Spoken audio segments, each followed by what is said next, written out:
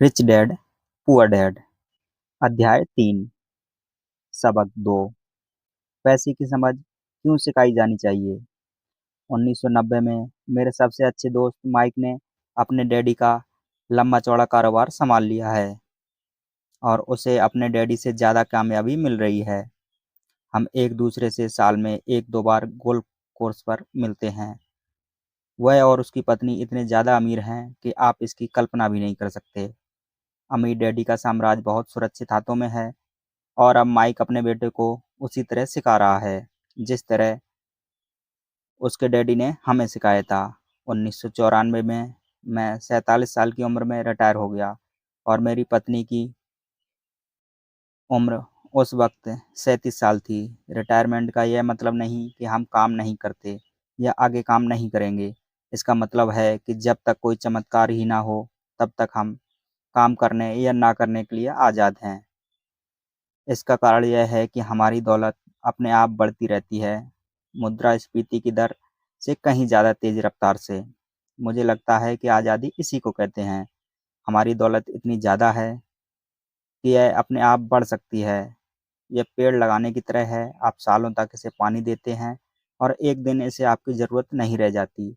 इसकी जड़ें ज़मीन में काफ़ी गहराई तक पहुँच जाती हैं। इसके बाद पेड़ आपके सुख के लिए छाया और फल देता है। माइक ने साम्राज्य चलाने का विकल्प चुना और मैंने रिटायर होने का। जब भी मैं लोगों से बात करता हूँ तो वे अक्सर मुझसे सलाह मांगते हैं कि उन्हें क्या करना चाहिए, शुरुआत कहाँ से की जाए और कैसे की जाए। आपकी नज़र में कौन सी पुस्तक अच्छी रहेगी। सबसे अमीर बिजनेसमैन। 1923 में हमारे सबसे महान नेता और सबसे अमीर बिजनेसमैन शिकागो में एजवाटर बीच पर इकट्ठा हुए। ये लोग बहुत मशहूर थे। चार्ल्स श्वाब सबसे बड़ी स्टील कंपनी के मुखिया थे। सैमुअल इन्सन दुनिया की सबसे बड़ी यूटिलिटी के अध्यक्ष थे। हावर्ड हॉब्सन सबसे बड़ी गैस कंपनी के मुखिया थे। आइवर क्रूजर दुनिया की सबसे बड़ी कंपनियों में से एक इंटरनेशनल मैथ कंपनी के अध्यक्ष थे। Leon Fraser Bank of International Settlement के अध्यक्ष थे। Richard Whitney New York stock exchange के मुखिया थे। आर्थर कॉटन और जेसी लिवरमोर सबसे बड़े दो स्टॉक स्पेकुलेटर थे और अल्बर्ट फ्रॉल प्रेसिडेंट हार्डिंग के कैबिनेट में मंत्री थे। 25 साल बाद इनमें से 9 लोगों का अंत इस तरह हुआ। श्रॉफ 5 साल तक कर्ज में डूबे रहने के बाद गरीबी में मरे। इंसुलिन की मौत विदेश में दिवालियापन की हालत में हुई। क्रूजर और कॉटन भी गरीबी में मरे। हॉब्सन पागल हो गए। विटनी और अल्बर्ट फॉल उस समय जेल से रिहा हुए थे। फ्रेजर और लिवमोर आत्महत्या कर चुके थे। शायद कोई भी ठीक से यह नहीं बता सकता कि इन लोगों के साथ ऐसा क्यों हुआ। 1923 की बात है। हम इतना अंदाजा तो लगा सकते हैं कि यह 1929 के मार्केट में क्रैश और बड़ी आर्थिक मंदी के ठीक पहले का समय था। मंदी का इन लोगों पर निश्चित रूप से बहुत ज़्यादा असर हुआ होगा। देखने वाली बात यह है कि आज हम इन लोगों को से ज़्यादा मुश्किल समय में जी रहे हैं। परिवर्तन ज़्यादा तेज़ी से हो रहे हैं और पूरी दुनिया में हो रहे हैं। मुझे लगता है कि आने वाले 25 सालों में बहुत से ऐसे उतार-चढ़ाव आएँगे जो इन लोगों द्वारा झेले गए उतार-चढ़ावों की तरह ही होंगे। मुझे चिंता है कि बहुत से लोग सिर्फ़ पैसे पर अपना ध्यान लगाए बैठे हैं और अपनी सबसे बड़ी दौलत पर ध्यान नहीं दे रहे, जिसका नाम है शिक्षा।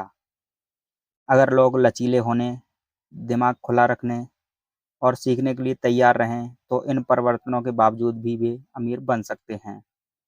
अगर लोग यह सोचेंगे कि पैसा ही उनकी समस्याओं को सुलझा सकता है, तो ऐसे लोगों के लिए आगे आने वाला समय बहुत परेशानी भरा होगा। बुद्धि से समस्याएं सुलझती हैं और पैसा आता है। अगर आपके पास पैसे की समझ नहीं है, तो पैसा चाहे आ भी जाए, पर ज़्यादा देर टिकेगा नहीं। ज़्यादातर लोग ज़िंदगी भर यह नहीं समझ पाते कि असल बात यह नहीं है आप कितना पैसा कमा सकते हैं, बल्कि यह है कि आप कितना पैसा रख पाते हैं। हमने लॉटरी जीतने वाले उन गरीब लोगों की कहानियाँ सुनी हैं जो अचानक अमीर बन जाते हैं, पर कुछ समय बाद वे फिर से गरीब हो जाते हैं। ये लोग लाखों करोड़ों जीतते हैं, फिर भी वे लौट कर नहीं वहीं आ जाते हैं जहां उन्होंने शुरू किया था। अपने उन व्यावसायिक एथलीट की कहानियाँ भी पढ़ी होंगी, जो 24 साल की उम्र में हर साल करोड़ों डॉलर कमाते हैं और 34 साल की उम्र में उन्हें पुल पुल के नीचे सोना पड़ता है। आज ही के अखबार में एक युवा बास्केटबॉल खिलाड़ी की खबर छपी है, जो 1 साल पहले करोड़ों का मालिक था। आज वह शिकायत करता फिरता है कि उसके दोस्तों, वकीलों, अकाउंटेंट उसके पैसे हड़प लिए हैं। इसी वजह से आज उसे बहुत कम मजदूरी पर कार धोने का काम करना पड़ रहा है। वह सिर्फ 29 साल का है, उसे कार धोने के काम से भी निकाल दिया गया है। इसकी वजह यह थी कि उसने कार साफ करते समय अपनी चैंपियनशिप रिंग उतारने से मना कर दिया था और इसलिए उसकी खबर अखबार में छप गई। वह अपने निकाले जाने का विरोध कर रहा है और कहता है कि यह भेदभाव है। अंगूठी ही तो है उसकी महान जिंदगी की इकलौती निशानी। उसका कहना है कि अगर आप उसकी अंगूठी उतरवा लेंगे तो उसके पास जिंदा रहने के लिए कोई सहारा नहीं बचेगा और वह मर जाएगा। 1997 में मैं ऐसे बहुत से लोगों को जानता हूँ जो नए-नए करोड़पति बन रहे हैं। एक बार फिर 1920 के उछाल वाले दशक की याद दिलाता है। हालांकि मैं खुश हूँ कि इतने ज़्यादा लोग अमीर बनते जा रहे हैं, परंतु मैं उन्हें चेतावनी देना चाहता हूँ कि लंबे समय में यह महत्वपूर्ण नहीं कि आप कितना पैसा कमाया, बल्कि महत्वपूर्ण यह है कि आपने कितना पैसा अपने पास रखा और आप कितनी पीढ़ियों तक उस पैसे को सहेज कर रख सकते हैं। तो जब लोग मुझसे पूछते हैं कि हम किस तरह शुरू करें या मुझे बताइए कि जल्दी से अमीर कैसे बना जा सकता है, तो वे मेरे जवाब से बहुत निराश होते हैं। मैं उनको सिर्फ यही कहता हूँ कि जो मेरे अमीर डैडी ने मुझे बचपन में कहा था, अगर तुम अमीर बनना चाहते हो तो तुम्हारे पास पैसे की समझ होनी चाहिए। जब भी मैं अमीर डैडी से मिलता हूँ तो यह विचार मेरे दिमाग में हर बार ठोका जाता है। जैसा मैंने कहा था, मेरे पढ़े लिखे डैडी हमेशा किताबें पढ़ने के फायदे बताते रहते थे। दूसरी तरफ मेरे अमीर डैडी वित्तीय साक्षरता या पैसे की समझ विकसित करने पर जोर देते थे। अगर आप एम्पायर स्टेट बिल्डिंग बनाने जा रहे हैं तो सबसे पहले आपको एक गहरा गड्ढा खोदना पड़ेगा और एक मजबूत नींव डालनी होगी। अगर आप किसी उपनगर में एक घर बनाने जा रहे हैं तो आपको सिर्फ 6 इंच का कंक्रीट का स्लैब डालना होगा। ज़्यादातर लोग अमीर बनने के चक्कर में 6 इंच के स्लैब पर एम्पायर स्टेट बिल्डिंग खड़ी करना चाहते हैं। हमारा स्कूल सिस्टम उस जमाने का है जब खेती किसानी ही अर्थव्यवस्था का आधार थी। आज भी यह बिना नींव के घरों में भरोसा करता है। धूल का फर्श आज भी लोकप्रिय है, इसलिए स्कूल से निकलने वाले बच्चों का कोई आर्थिक नींव नहीं होती। एक दिन जब उन्हें नींद नहीं आती, वे कर्ज में डूब जाते हैं, तो वे अमीर की सपने को देखते हैं और ये फैसला लेते हैं कि पैसे की जो समस्या उनके सामने खड़ी है, उसे अमीर होकर ही सुलझाया जा सकता है। इमारत बनना शुरू हो जाती है और ये तेज़ी से ऊपर बढ़ती है और जल्द ही एम्पायर स्टेट बिल्डिंग के बजाय हमारे पास सर्बिया का लीनिंग टावर होता है। हमारी रातों की नींद एक बार फिर उड़ जाती है। माइक और मेरे लिए दोनों ही विकल्प संभव थे क्योंकि हमारी आर्थिक नींव मजबूत थी और पैसे की समझ हमें बचपन से ही सिखाई गई थी। देखा जाए तो अकाउंटिंग शायद दुनिया का सबसे बोरिंग विषय है। यह बहुत उलझन भरा विषय है, परंतु अगर आप लंबे समय तक अमीर बना रहना चाहते हैं तो यह सबसे महत्वपूर्ण विषय भी है। सवाल यह है कि आप इस बोरिंग और उलझन भरे विषय को अपने बच्चों को किस तरह सिखाते हैं। सवाल का जवाब है, इसे आसान बनाकर पहले इसे तस्वीरों के जरिए सिखाएं। अमीर डैडी ने माइक और मेरे लिए एक मजबूत आर्थिक नींव डाली थी क्योंकि हम लोग छोटे बच्चे थे। इसलिए उन्होंने हमें सिखाने का एक आसान तरीका ईजाद किया था। सालों तक वे केवल चित्र बनाते रहते और उनके साथ शब्दों का इस्तेमाल करके हमें समझाते रहे। जब माइक और मैंने उन आसान डायग्राम की मदद से आर्थिक शब्दावली और पैसे का खेल समझ लिया, तो इसके बाद कई सालों तक अमीर डैडी ने अंकों को जोड़ना शुरू किया। आज माइक को जितने अकाउंटिंग विश्लेषण की ज़रूरत है, वह उससे भी कहीं सूक्ष्म और जटिल विश्लेषण कर सकता है। उसके पास 10 अरब डॉलर का साम्राज्य है। मैं इतना ज़्यादा जटिल विश्लेषण नहीं करता क्योंकि मेरा साम्राज्य छोटा है, परंतु हम दोनों की नींव आसान नींव थी। आगे आने वाले पृष्ठों में मैं आपके सामने वही आसान से चित्र खींचूँगा जो माइक के डैडी ने हमारे लिए खींचे थे। हालाँकि वे आसान हैं, परंतु इन चित्रों के सहारे उन्होंने 2 छोटे बच्चों को ठोस और गहरी नींव का दौलत का बड़ा महल बनाना सिखाया। नियम नंबर 1, आपको संपत्ति और दायित्व यानी कि एसेट और लायबिलिटी का अंतर पता होना चाहिए और हमेशा संपत्ति ही खरीदनी चाहिए अगर आप अमीर बनना चाहते हैं। तो आपको बस इतना ही जानने की ज़रूरत है, यह पहला नियम है। यही इकलौता नियम है। ये बहुत आसान लगता है, परंतु ज़्यादातर लोगों को ये पता ही नहीं होता है कि यह नियम कितना महत्वपूर्ण है। ज़्यादातर लोग पैसे की समस्याओं को सिर्फ़ इसलिए उलझे रहते हैं क्योंकि उन्हें ये पता नहीं होता कि संपत्ति और दायित्व में क्या फ़र्क होता है, यानी एसेट और लायबिलिटीज़ में क्या फ़र्क होता है। अमीर लोग संपत्ति इकट्ठी करते हैं और गरीब और मध्यम लोग लायबिलिटी इकट्ठा करते हैं। और मज़े की बात यह है कि उन लोगों को यह लगता है कि वे संपत्ति इकट्ठा कर रहे हैं। जब अमीर डैडी ने माइक और मुझे यह बताया तो हमने सोचा कि वे मज़ाक कर रहे हैं। हम 2 बच्चे अमीर बनने का रहस्य जानने के लिए इतना हैरान परेशान थे, जबकि उनका जवाब इतना आसान था। यह इतना ज़्यादा आसान था कि हमें इस बात पर सोचने के लिए बहुत देर तक ठहरना पड़ा। संपत्ति क्या होती है? माइक ने पूछा। अभी उस बारे में चिंता मत करो, अमीर डैडी ने कहा। अभी सिर्फ इस विचार को अपने दिमाग में घुस जाने दो। अगर तुम इसे आसानी से समझ सकते हो, तो तुम्हारी ज़िंदगी की एक योजना होगी और तुम्हें ज़िंदगी भर पैसे की कभी दिक्कत नहीं आएगी। यह आसान है, इसलिए इसे अनदेखा कर दिया जाता है। आपका मतलब है कि हमें बस इतना ही जानने की ज़रूरत है कि संपत्ति क्या है, यह जानने के बाद हम उसे हासिल कर लें और अमीर बन जाएँ? मैंने पूछा। अमीर डैडी ने हामी भरी। हाँ, यह इतना ही आसान है।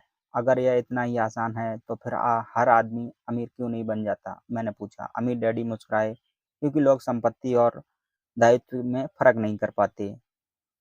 मुझे याद है, मैंने पूछा था, वयस्क लोग इतना मूर्ख कैसे हो सकते हैं? अगर यह इतना आसान है और इतना महत्वपूर्ण है तो हर कोई जानना या खोजना क्यों नहीं चाहता? संपत्ति और दायित्व क्या होते हैं? यह समझाने में अमीर डैडी को बस कुछ ही मिनट लगे। बड़े लोगों को यह नियम समझाने में मुझे बहुत कठिनाई होती है, क्योंकि बड़े लोग ज़्यादा स्मार्ट होते हैं।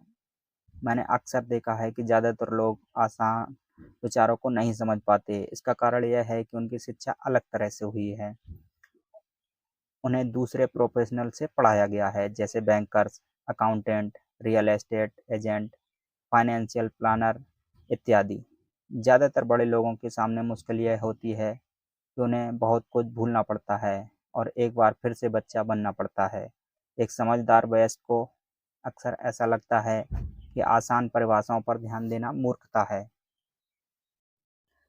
अमीर डैडी KISS सिद्धांत में यकीन करते थे, यानी कि कीप इट सिंपल स्टूपिड, यानी कि मूर्ख से आसानी रहने दो। इसलिए वे हम 2 छोटे बच्चों के सबक को आसान बनाते थे और इस तरह उन्होंने हमारी पैसे की नींव को ज़्यादा मजबूत बना दिया था। तो दिक्कत या उलझन किस बात से आती है? या इतनी आसान चीज़ किस तरह कठिन बन जाती है? ऐसी कोई संपत्तियाँ क्यों खरीदता है जो असल में दायित्व होती हैं? इसका जवाब हमें अपनी बुनियादी शिक्षा में मिलता है। हम साक्षरता शब्द पर ध्यान देते हैं और पैसे की साक्षरता को अनदेखा कर देते हैं। कोई वस्तु संपत्ति है या दायित्व, यह हमें कैसे पता चलेगा? अगर आप सचमुच झंझट में फंसना चाहें तो इन शब्दों को डिक्शनरी में देख लें। मैं जानता हूँ कि वहाँ दी हुई भाषाएं किसी अकाउंटेंट को अच्छी लगती होंगी, परंतु दिक्कत यह है कि आम आदमी उन्हें पूरी तरह से समझ ही नहीं पाता। फिर भी हम वयस्क लोग यह मानने में अपनी तौहीन समझते हैं कि कोई चीज़ हमें समझ में नहीं आ रही है। छोटे बच्चों को हम समझाते हैं। समय अमीर डैडी ने एक बार कहा था, संपत्ति को शब्दों के नहीं, अंकों के द्वारा पढ़ा जाता है। अगर आप अंकों को नहीं पढ़ सकते, तो आपको संपत्ति और ज़मीन में खुदे गड्ढे में कोई फ़र्क महसूस नहीं होगा।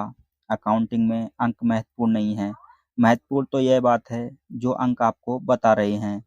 यह शब्दों की तरह ही है, शब्द महत्वपूर्ण नहीं होते, महत्वपूर्ण बात होती है जो शब्दों के ज़रिए बताई जाती है। कई लोग पढ़ते हैं, परंतु ज़्यादा समझ नहीं पाते। यह रीडिंग कम्प्रेhension या पढ़े हुए को समझने की काबिलियत होती है और इस क्षेत्र में हम सब अलग-अलग काबिलियत रखते हैं। उदाहरण के लिए मैंने हाल ही में एक नया वीसीआर खरीदा। इसके साथ निर्देश पुस्तिका भी थी, जिसमें समझाया गया था कि अपने वीसीआर को किस तरह प्रोग्राम किया जाता है। मैं शुक्रवार की शाम को आने वाले अपने फ़ेवरेट टीवी शो को रिकॉर्ड करना चाहता था, पर उस निर्देश पुस्तिका को पढ़ते-पढ़ते मैं पागल हो गया। मुझे दुनिया में कोई भी काम इतना मुश्किल नहीं लग रहा था जितना कि अपने वीसीआर का प्रोग्राम करना। मैं शब्दों को पढ़ सकता था, परंतु इसके बावजूद मुझे समझ में नहीं आ रहा था। मुझे शब्दों को पहचानने में ए मिल रहा था, परंतु उन्हें समझने में मुझे एफ मिल रहा था और यही ज़्यादातर लोगों के साथ पैसे के मामले में होता है। अगर आप अमीर बनना चाहते हैं, तो आपको अंकों को पढ़ना और उन्हें समझना आना चाहिए। मैंने अपने अमीर डैडी से यह बात हज़ारों बार सुनी है और मैंने यह भी सुना है कि अमीर लोग संपत्ति इकट्ठा करते हैं, जबकि गरीब और मध्यम वर्गीय लोग दायित्व इकट्ठा करते हैं। यहाँ यह बताया जा रहा है कि संपत्ति और दायित्व में क्या फ़र्क होता है। ज़्यादातर अकाउंटेंट और फाइनेंशियल प्रोग्रामर परिभाषाओं पर आपस में सहमत नहीं होते, परंतु यह आसान चित्र या रेखाचित्र 2 छोटे बच्चों के लिए मजबूत वित्तीय नींव डालने में बड़ा काम आएगा। बहुत छोटे बच्चों को सिखाने के हिसाब से अमीर डैडी ने हर चीज़ को बहुत आसान बनाए रखा, जहाँ तक बन पड़ा। उन्होंने चित्र या रेखाचित्र का प्रयोग ज़्यादा किया, शब्दों का उपयोग कम से कम किया और अंकों का तो कोई कई वर्षों तक इस्तेमाल किया ही नहीं। यह एक संपत्ति का कैश फ्लो पैटर्न है। सबसे पहले आय और व्यय, यह एक कॉलम है। नंबर दूसरा कॉलम है संपत्ति और दायित्व और संपत्ति का आय से सीधा संबंध होता है। इस चित्र में यही समझाया गया है। जैसा कि उन्होंने बताया, ऊपर दिए हुए बॉक्स में एक इनकम स्टेटमेंट है, जिसे अक्सर लाभ और हानि का स्टेटमेंट भी कहा जाता है। यह आमदनी और खर्च को बताता है, आने वाला पैसा और जाने वाला पैसा। नीचे का चित्र बैलेंस शीट है। इसे इसलिए कहा जाता है क्योंकि इसमें संपत्ति और दायित्वों को एक साथ मिलाकर देखा जाता है, यानी उन्हें बैलेंस किया जाता है। कुछ लोग जिनमें पैसे की समझ नहीं होती, इनकम स्टेटमेंट और बैलेंस शीट के बीच संबंध को नहीं जानते। यह संबंध जानना बहुत ज़रूरी होता है। पैसे की तंगी की असली वजह यह होती है कि लोग संपत्ति और दायित्व के बीच के अंतर को ठीक से समझ ही नहीं पाते। अक्सर इन दोनों शब्दों की परिभाषाएं भी समस्या खड़ी कर देती हैं। अगर आपको दुविधा में पड़ा रहना अच्छा लगता है, तो आप शब्दकोश उठाकर उनमें संपत्ति और दायित्व को शब्दों का मतलब देख लें। अब इन भाषाओं का मतलब अकाउंटेंट को अच्छी तरह समझ में आ सकता है, परंतु आम आदमी के लिए यह वैसी ही बात हो गई जैसे कि परिभाषा का मतलब मैंडरिन जैसी किसी विदेशी भाषा में लिख दिया गया हो। आप परिभाषा में लिखे हुए शब्दों को तो पढ़ सकते हैं, परंतु उन्हें अच्छी तरह समझना कठिन होगा। इसलिए जैसा मैंने पहले कहा था कि मेरे अमीर डैडी हमेशा दोनों छोटे बच्चों को यह आसान परिभाषा सिखाते थे कि संपत्ति वह होती है जो आपकी जेब में पैसा डालती है। अच्छी और आसान उपयोग में आने वाली परिभाषा। यह एक दायित्व का कैश फ्लो पैटर्न है। आय, व्यय, संपत्ति और दायित्व। अब इसका पैसा संपत्ति से व्यय में खर्च होता है। चूँकि अब संपत्ति और दायित्व के चित्रों को समझा दिया गया है, इसलिए शब्दों में दी गई परिभाषा को समझना ज़्यादा आसान होगा। संपत्ति वह चीज़ है जो मेरी जेब में पैसा डालती है। दायित्व वह चीज़ होती है जो मेरी जेब से पैसा निकालती है। वास्तव में आपको इतना ही जानने की ज़रूरत है। अगर आप अमीर बनना चाहते हैं, तो आप ज़िंदगी भर की संपत्ति खरीदते रहते हैं। अगर आप गरीब या मध्यम वर्गीय आदमी बनना चाहते हो, तो आप दायित्व खरीदते रहिए। इनके बीच के फ़र्क को ना जानने से ज़्यादातर लोग जीवन भर पैसे की तंगी से परेशान रहते हैं। पैसों के लिए आदमी हमेशा परेशान होता रहता है, क्योंकि वह ना तो शब्दों को समझ पाता है, ना ही अंकों को। जिन लोगों के सामने पैसे की मुश्किलें आ रही हैं, उन्हें यह समझ लेना चाहिए कि शब्दों या अंकों में कुछ ऐसा है जिसे वे पढ़ नहीं पा रहे। कोई चीज़ ठीक से उनकी समझ में नहीं आ रही। अमीर लोग इसलिए अमीर होते हैं क्योंकि वे इस मामले में वे पैसों की तंगी से परेशान लोगों से ज़्यादा समझदार होते हैं। तो अगर आप अमीर बनना चाहते हैं और अपनी दौलत को बनाए रखना चाहते हैं, तो पैसे की साक्षरता और समझदारी महत्वपूर्ण है, शब्दों में भी और अंकों में भी। चित्रों में जो तीर लगे हैं, वे पैसे के बहाव यानी कैश फ्लो को बताते हैं। ध्यान रखिए, सिर्फ अंकों को पूरी तरह समझ में नहीं आती और सिर्फ शब्दों को भी पूरी बात समझ में नहीं आती। महत्व तो पूरी कहानी का होता है। किसी वित्तीय रिपोर्ट में अंकों को पढ़ना प्लॉट या कहानी ढूँढने की तरह होता है। पैसा कहाँ जा रहा है, इस बात की कहानी 80% परिवारों में पैसे की कहानी यह होती है कि वे अमीर बनने के लिए कड़ी मेहनत करते हैं और किए ही जाते हैं। इसका कारण यह नहीं है कि वे पैसा नहीं कमाते। असली कारण यह है कि वे ज़िंदगी भर संपत्ति की जगह दायित्व खरीदते रहते हैं। उदाहरण के तौर पर एक गरीब आदमी या घर पर रहने वाले नौजवान का कैश फ्लो पैटर्न, यानी कि आय और व्यय। आय से आया हुआ पैसा टैक्स, भोजन, किराया, कपड़े, मनोरंजन, यात्रा पर खर्च होता है। इसमें संपत्ति या दायित्व का कोई भी मतलब नहीं होता है। यह संपत्ति से आया हुआ आय या रोजगार से आई हुई आय हो सकती है। जैसा कि आप देख सकते हैं कि ये सभी चित्र बहुत ज़्यादा सरल बना दिए गए हैं। हम में से हर एक को ज़िंदा रहने के लिए खर्च करना पड़ता है। हम सभी को रोटी, कपड़े और मकान की ज़रूरत होती है। चित्र यह बताते हैं कि गरीब और मध्यम वर्गीय अमीर आदमी की ज़िंदगियों में पैसा किस तरह काम आता है। कैश फ्लो की पूरी कहानी बता देता है। इस कहानी में यह बताया जाता है कि वह आदमी अपने पैसे को किस तरह इस्तेमाल करता है। एक बार पैसा हाथ में आ जाने के बाद वह उसे उसे किस प्रकार इस्तेमाल करता है। मैंने अपनी कहानी अमेरिका के सबसे अमीर व्यक्तियों में से इसलिए शुरू की ताकि मैं यह बता सकूं कि इतने सारे लोगों की सोच में कहाँ गलती होती है।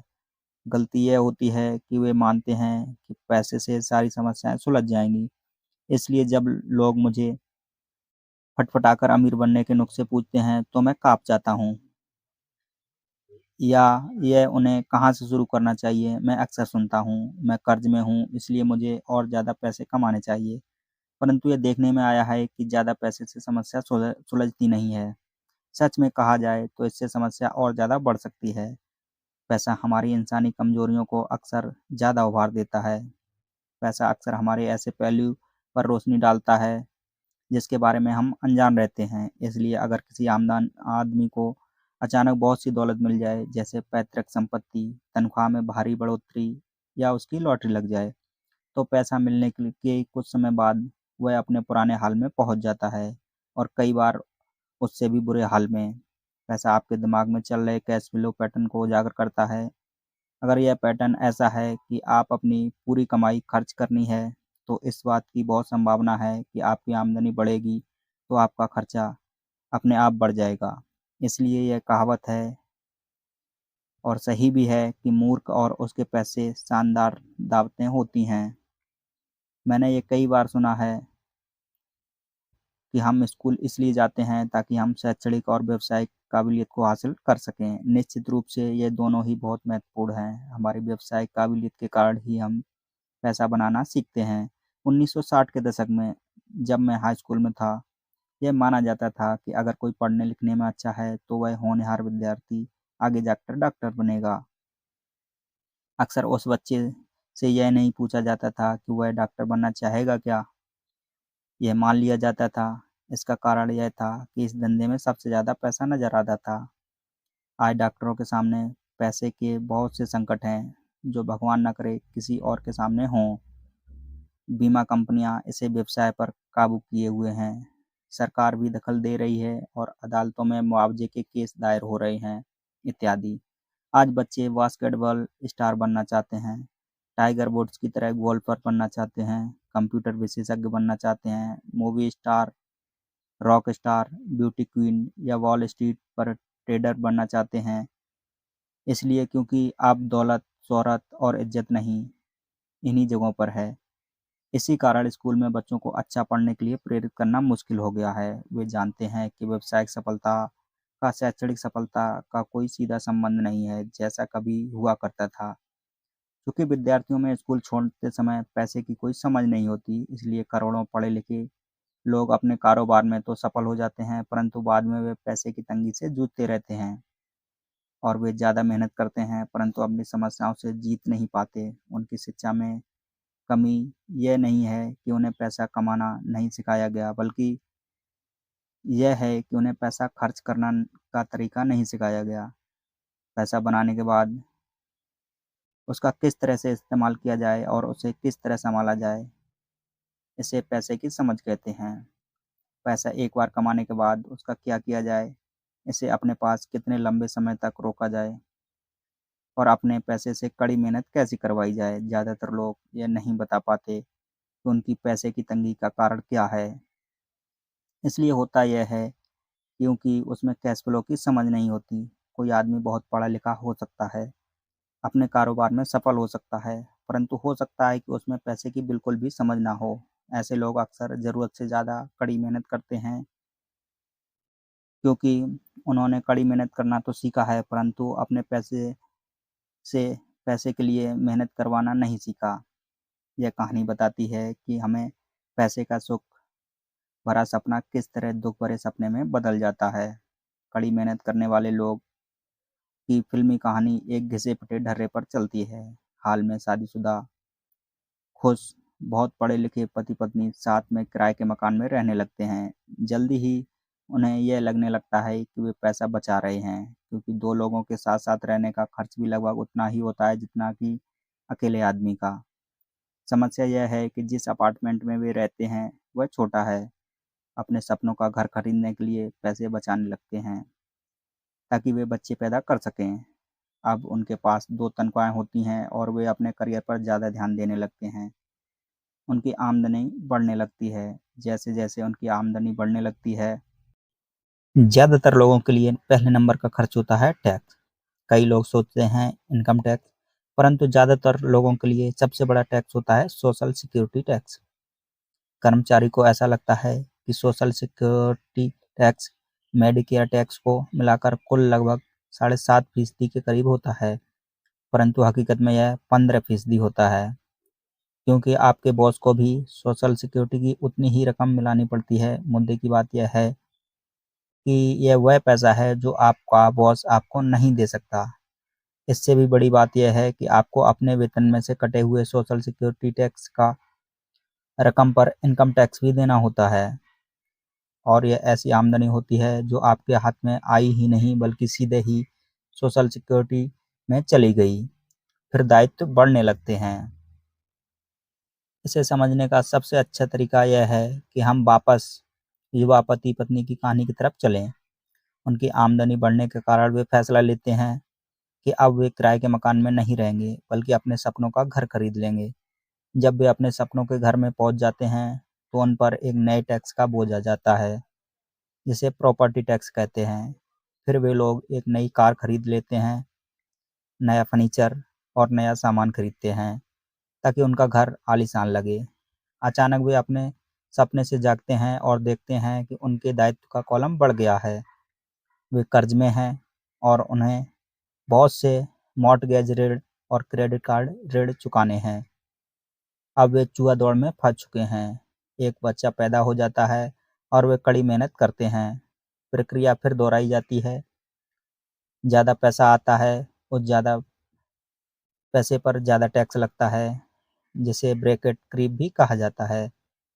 तभी उनके पास डाक में एक और क्रेडिट कार्ड आ जाता है। वे उसका इस्तेमाल करते हैं और वह खत्म हो जाता है। तभी एक लोन कंपनी का आदमी आकर उन्हें बताता है कि उनकी सबसे बड़ी संपत्ति, उनके घर की कीमत बढ़ गई है। कंपनी उन्हें एक बिल कंसोलिडेशन लोन देने का ऑफर देती है, क्योंकि उनकी क्रेडिट बहुत अच्छी है। कंपनी उन्हें यह भी बताती है कि समझदारी इसी में होगी कि वे अपने ऊँची ब्याज दर पर लिए गए कंज्यूमर लोन को उनके क्रेडिट कार्ड से चुका दें, और इसके अलावा उनके घर पर लगने वाले ब्याज से उन्हें टैक्स में भी छूट मिलेगी। वे ऐसा ही करते हैं और ज़्यादातर ब्याज दर वाले क्रेडिट कार्ड का भुगतान कर देते हैं। इसके बाद वे राहत की सांस लेते हैं। उन्होंने क्रेडिट कार्ड का हिसाब साफ कर दिया। अब उन्होंने अपने उपभोक्ता ऋण को होम मॉर्गेज में बदल दिया। उनका भुगतान भी कम हो जाता है क्योंकि अपने कर्ज को 30 साल की किस्तों में चुकाना है। समस्या से निपटने का यही स्मार्ट तरीका है। उनके पड़ोसी आते हैं और उन्हें शॉपिंग पर चलने का न्योता देते हैं। मेमोरियल डे की सेल लगी हुई है। यही तो मौका है कुछ पैसे बचाने का। वे अपने आप से कहते हैं, मैं कुछ नहीं खरीदूंगा, मैं तो सिर्फ देखने जा रहा हूँ। परंतु अगर कोई चीज़ जम जाए तो उसे खरीदने की उम्मीद में भी अपने क्रेडिट कार्ड को ले जाना नहीं भूलते। मैं ऐसे युवा दंपत्ति से हर समय टकराता हूँ। उनके नाम बदलते रहते हैं, परंतु उनकी पैसे की तंगी एक सी रहती है।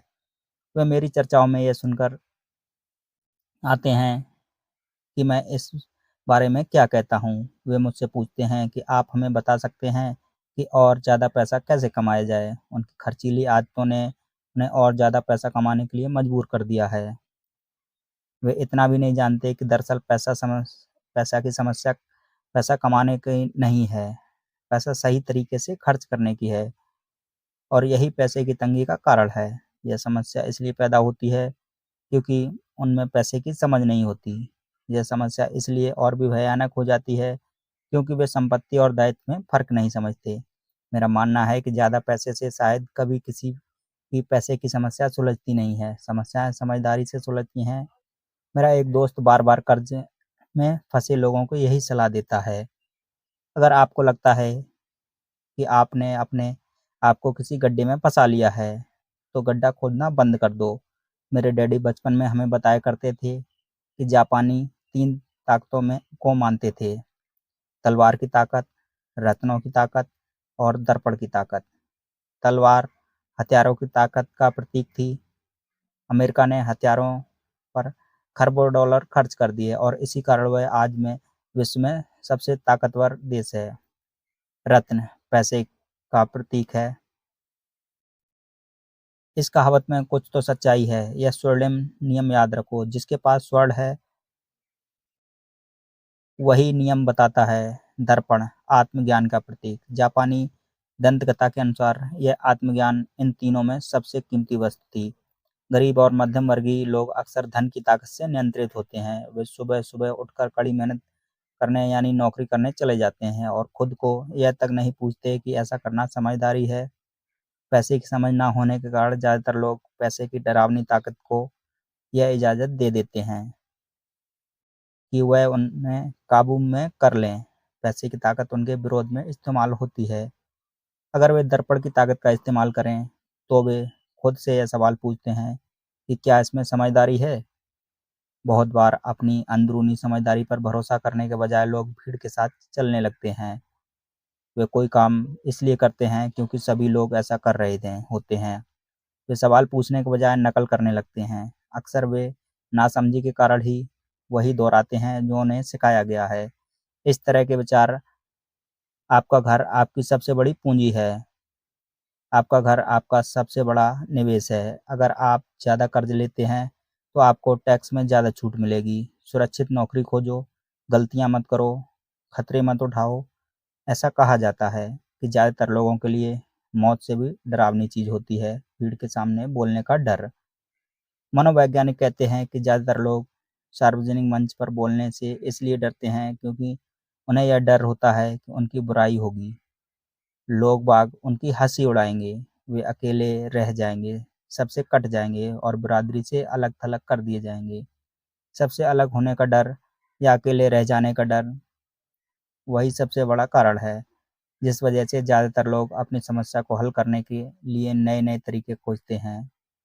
इसलिए मेरे पढ़े-लिखे डैडी कहा करते थे कि जापानी लोग दर्पण की ताकत को सबसे ज़्यादा महत्व देते हैं, क्योंकि जब इंसान दर्पण में खुद को देखता है, तभी उसे सच्चाई का पता चलता है और ज़्यादातर लोग खतरे मत उठाओ इसलिए कहते हैं क्योंकि वे खुद डरे हुए होते हैं। यह किसी भी चीज़ के बारे में कहा जा सकता है जैसे खेल में, संबंधों में, करियर में, धन में।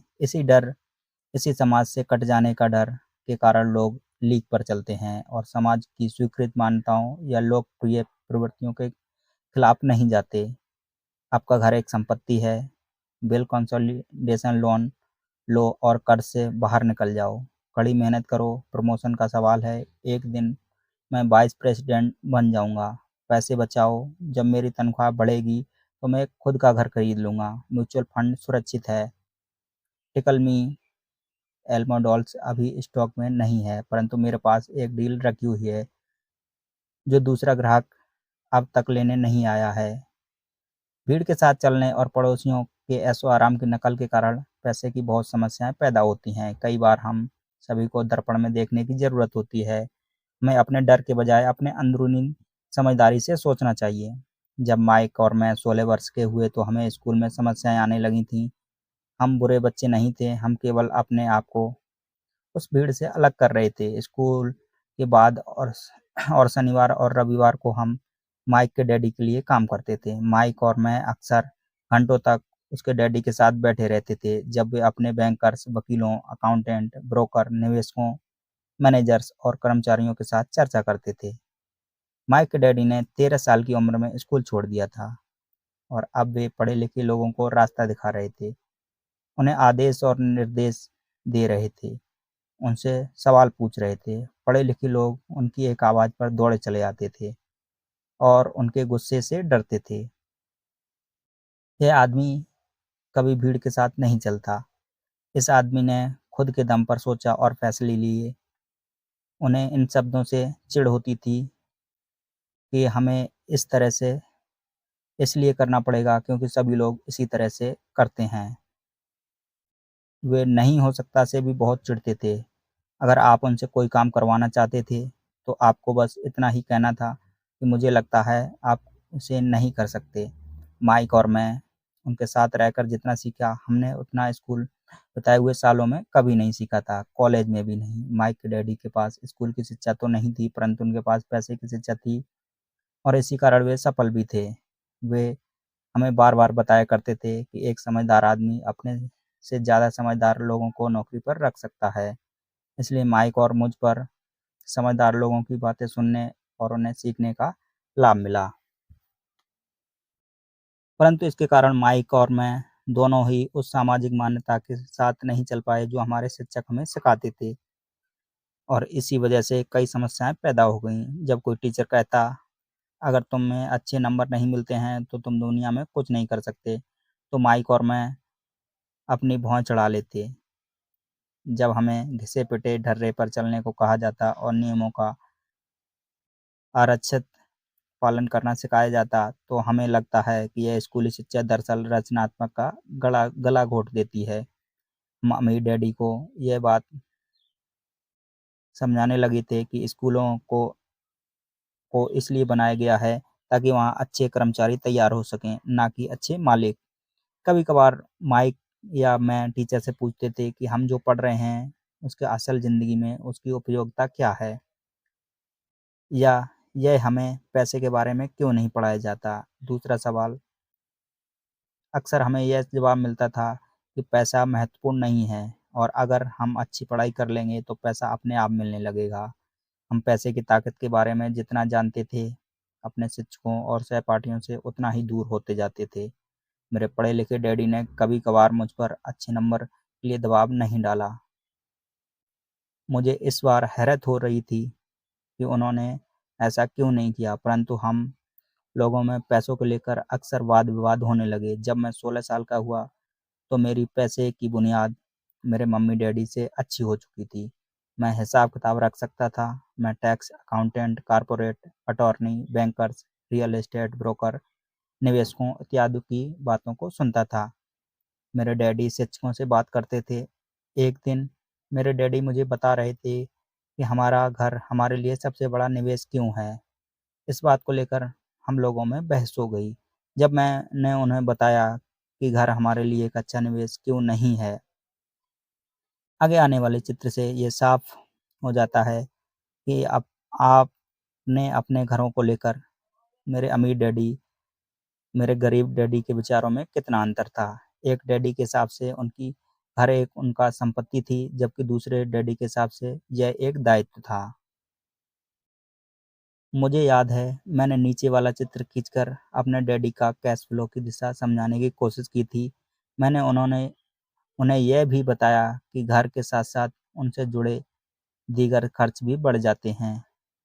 एक ज़्यादा बड़े घर का मतलब है और ज़्यादा खर्च, और इसका मतलब यह होता था कि कैश फ्लो खर्च के कॉलम से होकर गुजरता था।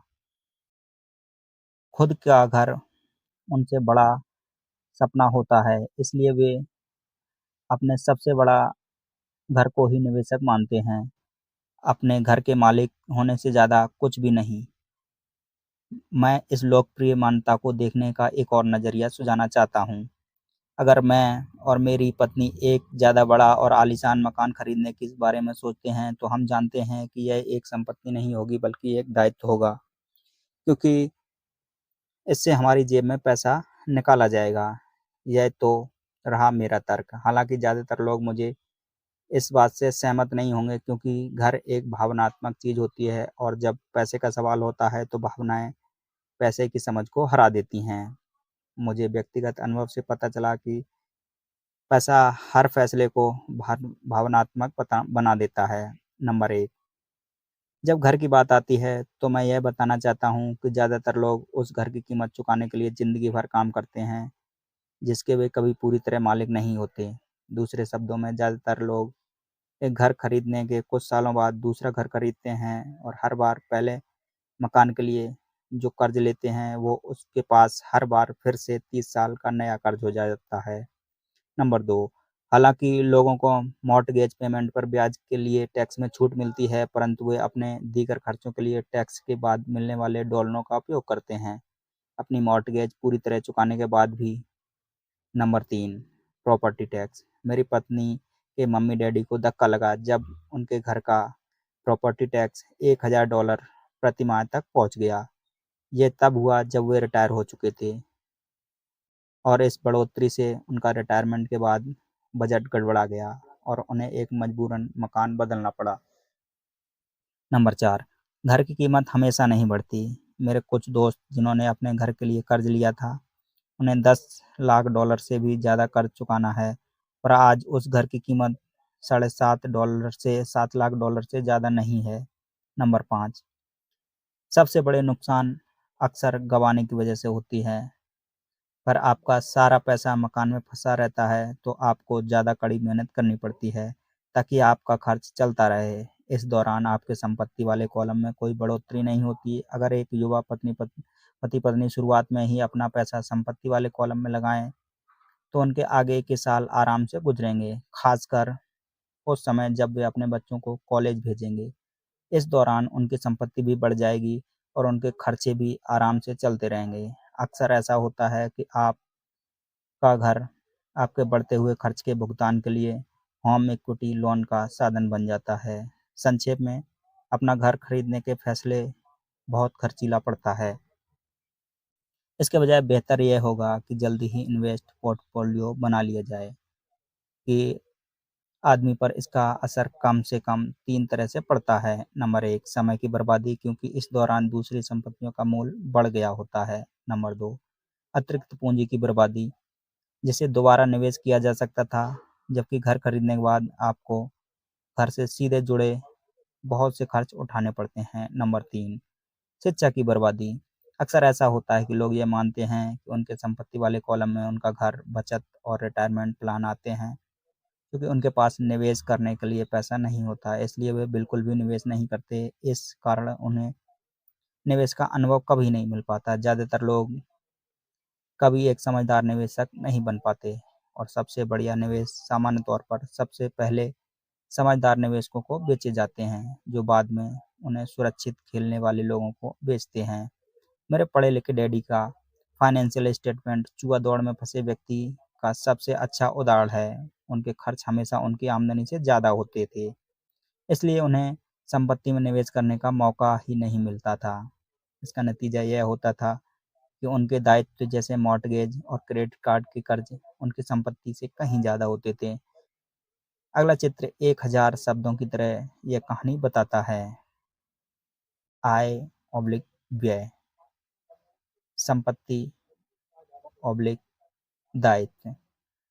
दूसरी तरफ मेरे अमीर डैडी फाइनेंशियल स्टेटमेंट यह दिखाता है कि वे जी जान लगाकर निवेश कर रहे थे और उन्होंने अपने दायित्व को कम से कम रखा था। मेरे अमीर डैडी का फाइनेंशियल स्टेटमेंट आई ऑब्लिक वे। नंबर 2, संपत्ति ऑब्लिक दायित्व। इसमें संपत्ति का कॉलम बड़ा और दायित्व का छोटा है। मेरे अमीर डैडी फाइनेंशियल स्टेट में यह भी पता चलता है कि अमीर लोग और ज़्यादा अमीर क्यों बनते हैं। संपत्ति वाले कॉलम में इतनी ज़्यादा आमदनी होती है कि खर्च आराम से चल जाता है और कुछ पैसा बच भी जाता है। इस बचे हुए पैसे को एक बार फिर से संपत्ति वाले कॉलम में दोबारा निवेश किया जाता है। संपत्ति वाला कॉलम बढ़ता रहता है और इससे होने वाली आमदनी भी बढ़ती रहती है। नतीजा यह होता है कि अमीर लोग और ज़्यादा अमीर होते जाते हैं। मध्यम वर्ग के लोग हमेशा पैसे की तंगी से जूझते रहते हैं। उनकी मूल आमदनी तनख्वाह होती है और जैसे-जैसे उनकी तनख्वाह बढ़ती है, उनके टैक्स भी बढ़ते रहते हैं। इसके साथ ही आमदनी बढ़ने पर उनका खर्च भी बढ़ जाता है, इसलिए इसे चूहा-दौड़ कहा गया है। यह लोग मानते हैं कि उनका घर उनकी मूल संपत्ति है, इसलिए वे आमदनी दिलाने वाली संपत्ति में निवेश नहीं करते। मध्यम वर्ग को पैसे की तंगी क्यों रहती है? आज की कर्जदार सोसाइटी की 2 बातें मानती हैं।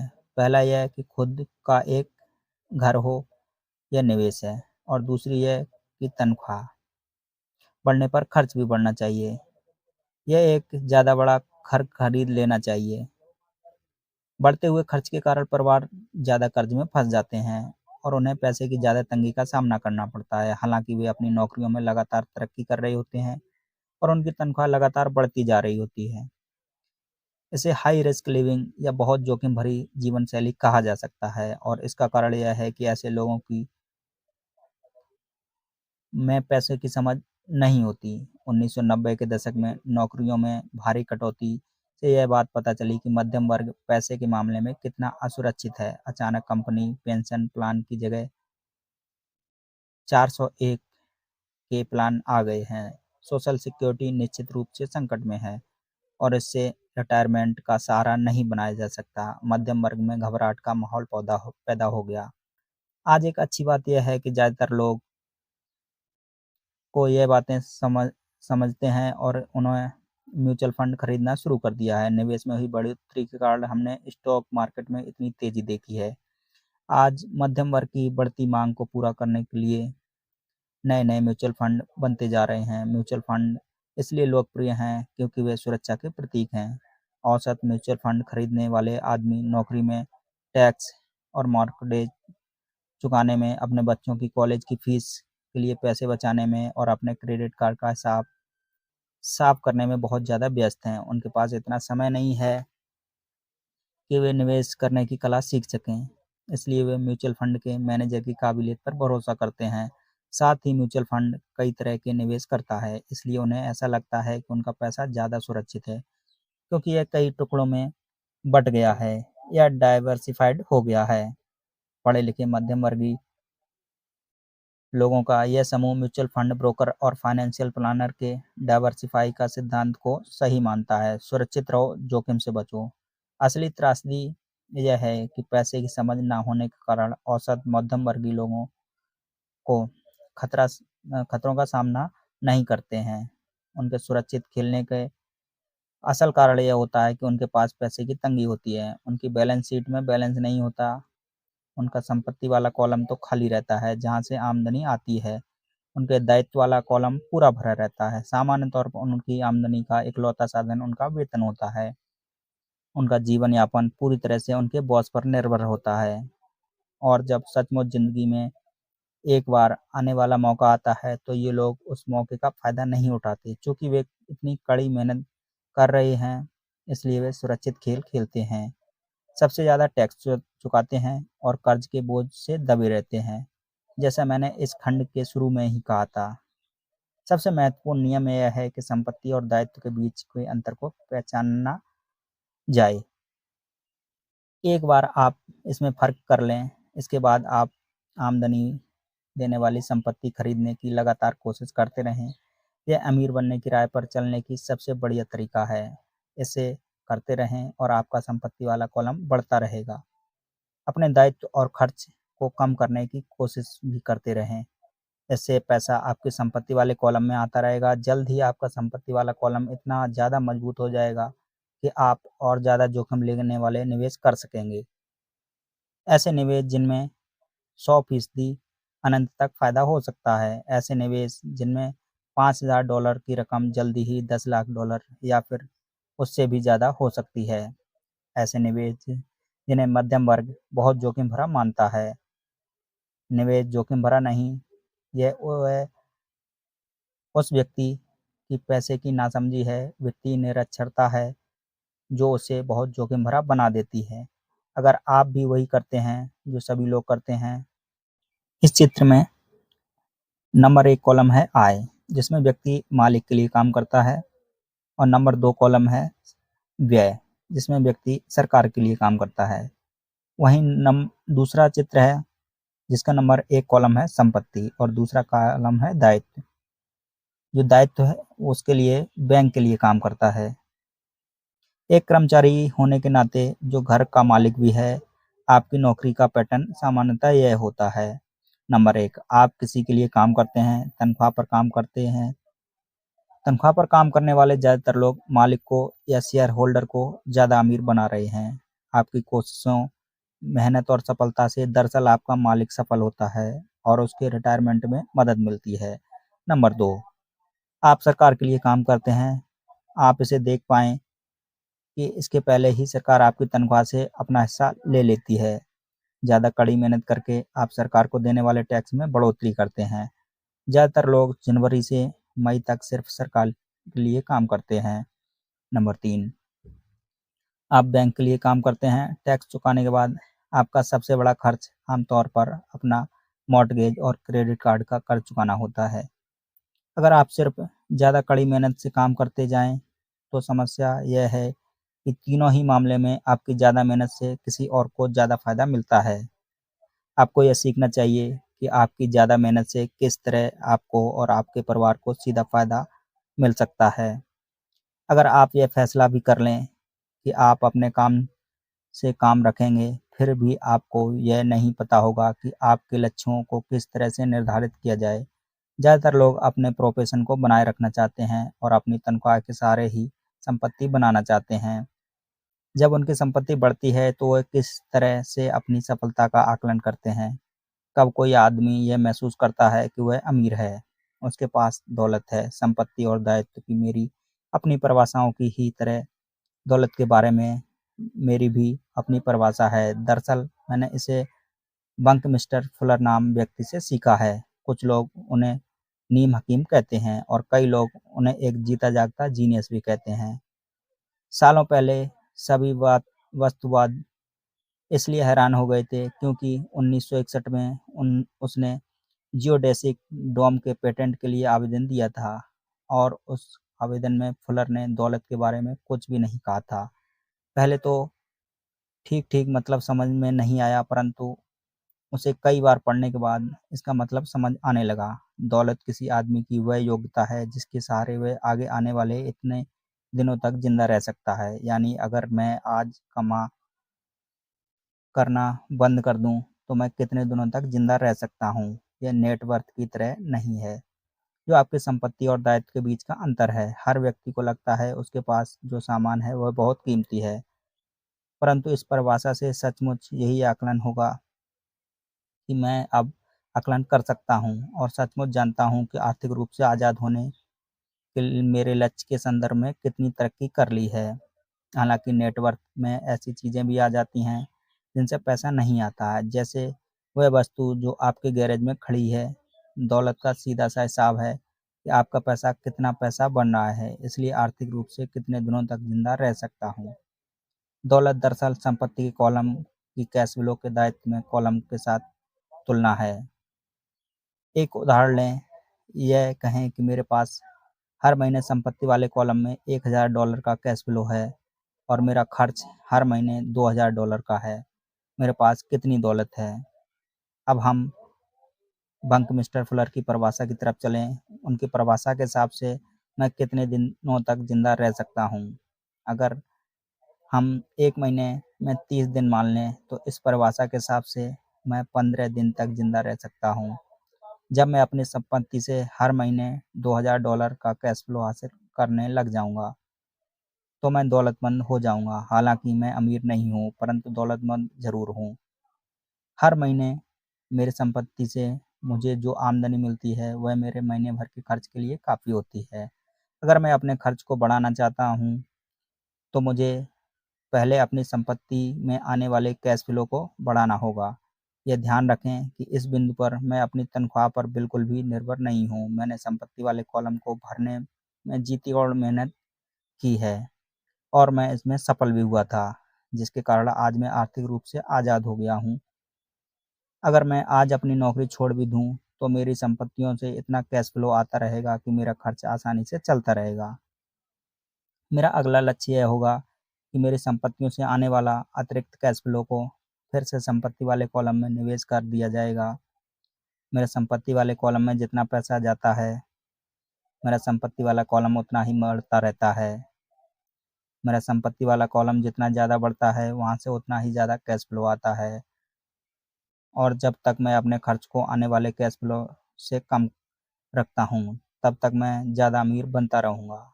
और ध्यान देने वाली बात यह है कि मेरी आमदनी शारीरिक मेहनत से नहीं बल्कि दूसरे ज़रियों से हो रही है। जब तक पुनर्निवेश की यह प्रक्रिया चलती रहती है और मैं अमीर बनने की राह पर तेज़ी से चलता रहता हूँ। अमीरी का असली परिभाषा देखने की निगाह में होती है। आप भी आप कभी अत्यधिक अमीर नहीं हो सकते। इस आसान सबक को याद रखें। अमीर संपत्ति खरीदते हैं, गरीब केवल खर्च करते हैं। मध्यम वर्ग दायित्व खरीदता है, परंतु यह सोचता है कि वह संपत्ति खरीद रहा है। किस तरह मैंने अपने काम से काम रखा, इस सवाल का जवाब क्या है? मैकडॉनल्ड के मालिक की बातें सुनें। अपने काम से काम रखो। धन्यवाद।